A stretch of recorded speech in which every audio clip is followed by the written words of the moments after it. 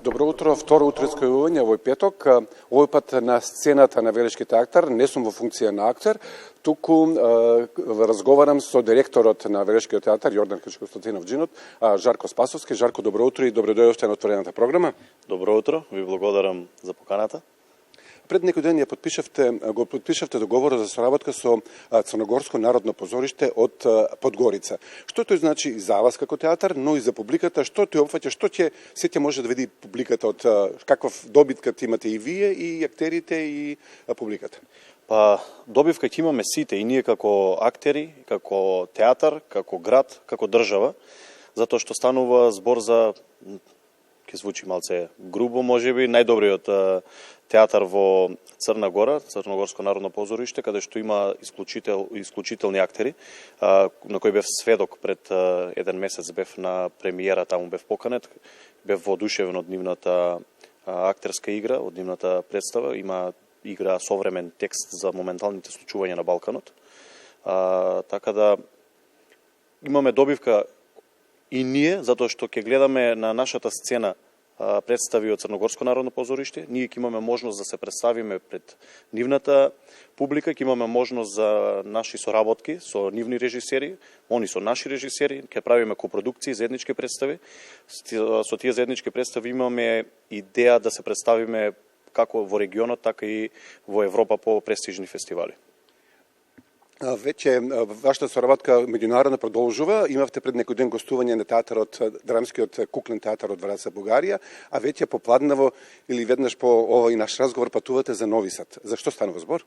Па, имаме соработка со театарот од Нови Сад, тие веќе ни беа со нивна представа, сега ние им одиме да им вратиме за гостлукот.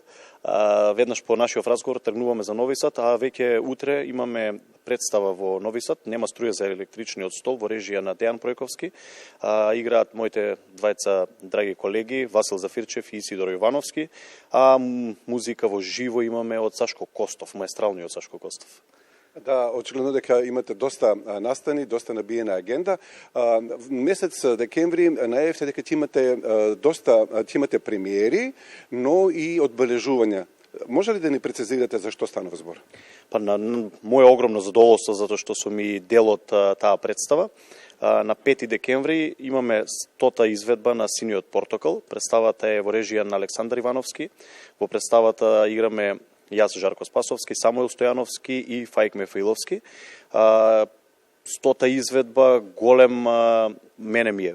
Прв пат да имам ваков подвиг, 100-та изведба, представата се уште се игра и се уште кога и да објавиме е веднаш распродадена.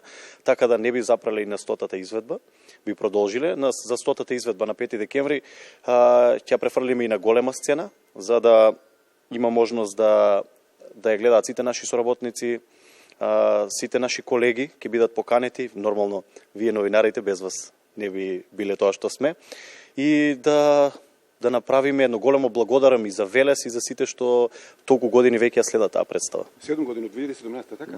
Да, апсолутно 7 години распродадени на каса. Но најавивте и други премиери, тоест други настани оваа година, премиери до крајот на годината. За кои премиери станува збор? 20 декември е за некој обичен ден, за нас како театар Джинот Велес е голем ден, затоа што првата премиера пред точно 10 години на 20 декември е поставена во новиот објект што го имаме. Така да 10 години правиме точно на 20 декември, 10 години од првата представа што ја поставивме, најважната работа на светот. И затоа сакаме да го одбележиме со нова премиера. Премиера во режија на Ненад Витанов, Детектор за лаги, во која играат Славица Манаскова, Фаик Мефиловски и нашиот млад колега Киреацевски. Тоа ни е за 20 да го одбележиме тој ден. Веднаш потоа на 23 декември за најмладите, нели, нормално за нив мораме секогаш да бидеме активни, да имаме за нив спремна програма, имаме новогодишна збрка. Представата во режија на Дејан Дамјановски. Така да ќе завршиме после 20 декември со премиерата, кога ќе завршиме, ќе се посветиме на младите до 31 декември ќе биде оставена сцената само за најмладите наши. Да, очигледно дека имате набиена агенда, набиен распоред, тоест репертоар на настани. Јас се посакувам успешна работа, успешно представување утре вечер во Нови Сад и очекуваме со следни новости. Ви благодарам што имав можност да се представам на македонската телевизија. Сакам да упатам само една голема благодарност до цел ансамбл на Велешки театар, затоа што без нив не можеме да направиме толку значајни проекти и без нашата техника која макотрпно работи од сабајле до вечер, за да можеме да ги стасаме сите представи и секогаш да бидеме активни секоја вечер со нова представа. Да, благодарам, Жарко.